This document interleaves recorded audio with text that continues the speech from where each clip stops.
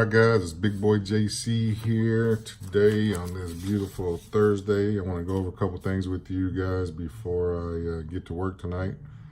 One is I just want to make myself clear on the video I did the other day where I was saying that I wanted you to get your eating and your weight loss under control without the use of vigorous exercise and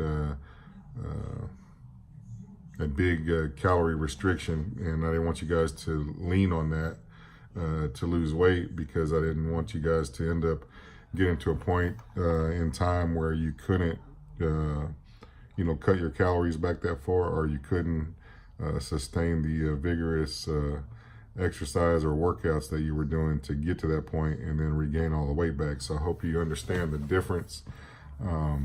With me being an advocate of intermittent fasting and the keto lifestyle, it makes it a lot easier for you guys to learn how to control that fat burning switch and burn the fat that you have stored in your body without exercise. And if you do implement exercise, it's going to be that much better. And like I said in the video, I still want you to do cardiovascular exercise. It's good for the heart, good for your conditioning and everything like that. So still do that. If you want to do any kind of weight training, that's always good, especially once you reach the age of 40. When your muscles start to atrophy and you want to work on regaining strength and adding as much muscle as you can, at that age, that's a good thing. Or if you just want to change the way your body looks and move things around a bit, lifting weights and weight training and stuff like that is always optimal for that. But I just don't want you to get where you rely on vigorous exercise and cutting your calories back to lose weight, because it's not necessary. And when you do, 9 times out of 10 you gain the weight as soon as you can't exercise and as soon as you can't cut calories anymore. So learning this other way, it just makes it easier for you to flip that switch on and off. If you start gaining weight, you know how to flip it right back on, gain control of it, and then you never have that yo-yo. So that's what I wanted to say there. Two, I have one of my support team members that called me, and she's having problems with hunger pains. She's only been doing intermittent fasting for about a month now, and she's on a 12-12 split. So that means she doesn't eat for 12 hours, and she gets to eat all of her calories and her foods on the keto plan for the next 12 hours, and then she can't eat after that. After a month, I think she should already be on the 14 hour fast and the 10-hour eating window, but she said she's having problems with hunger. And so I asked her what was going on. When she first started, she was trying to start at 12 o'clock in the afternoon and eat, and she says she's been getting hungry at 11. Well, the reason why she's getting hungry at 11 is because she used to eat at 11 on a regular and consistent basis. When she would go to work every day at 11 o'clock, she would go to lunch and she would eat at 11 o'clock. So what I told her and what I want you guys to understand is that you as an individual set your hunger pains. And when you're doing an intermittent fast or trying to cut back the amount of hours that you eat throughout the day, you're going to be the one that sets those hunger pains. If you're used to eating when you wake up in the morning, you're always going to be hungry when you get up in the morning as soon as you start. But you have to push past that a few days until your body gets acclimated to the new time that you eat. And then that's going to be the new time that your body's going to start getting hungry.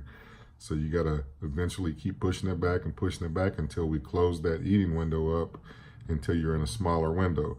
The smaller your eating window is, the more time throughout the day when you're fasting, your body's going to be burning fat that you have stored in your body. And that's the whole point of intermittent fasting, along with the keto meal plans, is to burn fat more, to get the fat that we have stored in our body gone and get rid of it.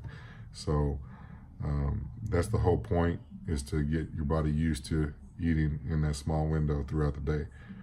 So what we got her doing now is we got her back on the 12 o'clock. She's going to stay there for 2 more weeks, and then we're going to move her from 12 o'clock for her first meal to 2 o'clock for her first meal.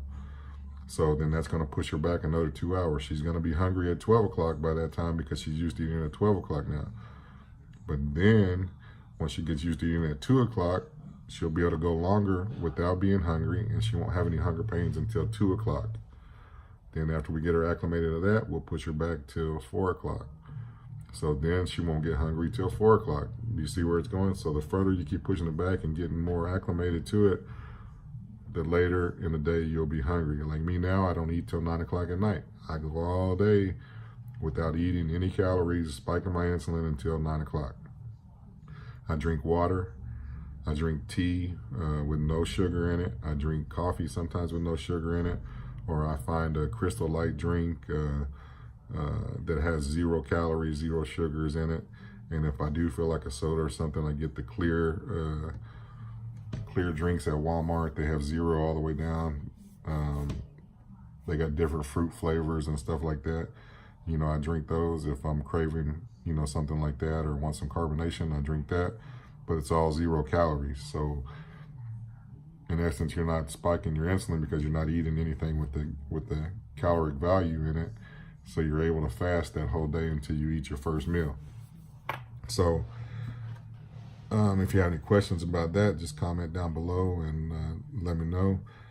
Also, when you're trying to do the intermittent fasting, you want to figure out, this is one of the most important things. If you're married, you have a family, you have kids, you have a hectic lifestyle, the most important thing is trying to figure out that last moment of the day when you get to eat. So that way, like with this girl here, she has 2 kids. They do basketball, softball, soccer, whatever, you know, whatever sports are available at that time. And sometimes it's after school and they don't get done till 7:30, 8 o'clock. Well, she's trying to make her last meal at 7. But if she picks her kids up from soccer practice at 7:30, and then sometimes it takes them till 8 or 8:30 to get somewhere to eat dinner, then she eats with them at that point in time, because that's when they get, you know, time together, which I can understand that, but it forces her to go outside of her eating window. So I told her to push that back a little bit, try to make the last time of your eating window, you know, where it's more functional for your family or your lifestyle, and it'll make it a lot easier for you to get the you know, gains from, you know, doing this. You know, it's going to make it a lot better for you. Now, when you get to your window being real short, like mine is, I only have a 1-hour window to eat from 9 to 10 every day. When you get that window that small, your eating window that small, it's a lot easier to, you know, fluctuate. It's a lot easier for you to bend or move it around. Like, let's say if I have family come in and they want to go eat at 7 o'clock at night, and I don't normally eat till 9, it's a lot easier for me to say, okay, I can meet you guys at 7 because I didn't eat anything all day and I only eat for that 1 hour. So from 7 to 8, I can go eat. And then all that does is help me out the next day, because it makes me wait another, you know, 2 more hours before I can eat my normal meal. So I just fasted for an extra 2 hours one day, which I burned more fat for a longer period of time. So, you know, just kind of remember those pointers there. You know, make sure you can get your last meal in at the right time, you know, along with your family or whatever. If that's important time to you guys and you share that time together, try to make your last meal at that time. And remember that you set your hunger pains by eating your meals, you know, your first meal at a set time every day. So once you set that first meal every day and keep pushing it forward, you know, further and further back, your hunger pain is going to go away, and it's going to not come until a later point in time, you know, when your body gets used to it. So that's what you want to look forward to. And then once you do that, you can control that. Like me now, I go all day till 9 o'clock.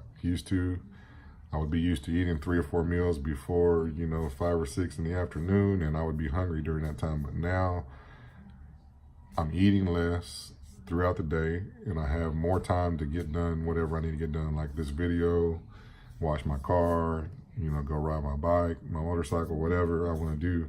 I have more time to do that because I'm not going somewhere to eat or hanging out with people and eating, and I'm not hungry till 9, so I have all that extra free time. That's another thing you can look forward to once you get on an intermittent fast. So that's one thing that I just wanted to share with you guys, that she was having problems with being hungry. And so I wanted to talk to you guys about setting your hunger pains, and that you guys set them. Your body doesn't. You know, it's your routine that you keep, which forces your body to get hungry. So remember that. I hope that helps you guys out a little bit. Also, I've had a couple of emails from some subscribers already. Keep those emails coming. You know, if you got questions, I'll try to help you as much as I can. I love those emails. Keep producing the great comments that you guys are giving me. Thank you to all the new subscribers I've got since the last video. I want to thank you guys for you know, being there to support me. You guys support me as much as I support you, and I hope we keep it that way. Trying to think if I'm forgetting anything for you guys. I do have in the right side, if you go to my page, I do have some recommended people that are on YouTube, and I consider those people for professionals. There's a couple of doctors on there that can talk to you about keto and intermittent fasting and how it works. You could go click on those guys, watch them, you know, get some knowledge about this type of lifestyle from them. Let me see who I got.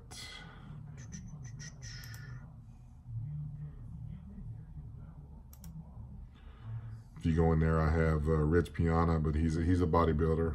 I have this kid, Obese to Beast. I like him. He's, you know, he lost a lot of weight at a young age and been seeming to keep it off. He relies a lot on exercise to keep it off. If you watch his channel, you'll understand what I'm talking about. I got Thomas DeLauer there, which is one of the main guys when it comes to keto and working out. Then I have Jim Stopani, which is he's a real hardcore type of workout doctor. When you see him, if you don't know what I'm talking about, you'll understand what I'm talking about. But he tells it like it is and gets to the point, and you can really learn a lot from listening to him. So go check out any one of those channels and listen to what they got to say.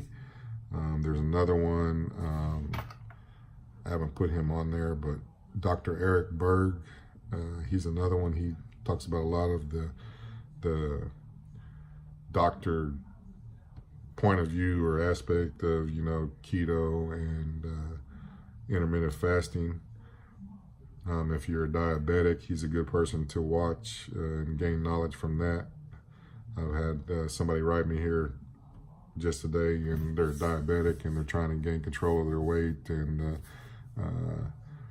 lose some pounds. So he's a good authority on that. Watch him, and you can find some good videos about being a diabetic and doing intermittent fasting and keto. So there you have it. I don't want to ramble too much. I got to get to work, and I just wanted to give you guys some simple points to work on. And remember, don't eat any candy. Don't take a bite of anything if you're trying to do intermittent fasting, because it will break your fast. I might try to do a video on that next. Leave me some comments down below. Let me know what you want to hear me talk about, and I'll see if I can accommodate you guys. But until then, you know, stay positive, keep moving forward, and remember, the snail's pace wins the race. Don't try to go too fast. Don't try to push too hard, because I want you guys to succeed, and I want you guys to not enter that yo-yo world of dieting. So with that, I'll talk to you guys later. Thanks for watching. Don't forget to like this video, subscribe to my channel, and leave a comment for me down below. That's what helps our channels grow and helps me be able to bring you better content and better videos in the future. So help me out, and we'll see you guys later. Hey guys, before you leave, please hit that subscription button right there and mash that notification bell so you don't miss out on any upcoming videos on Big Boy JC. And please like this video and comment on this video to help us grow this channel. Please hit the button. It's right there. That one. Thank you. We'll see you later.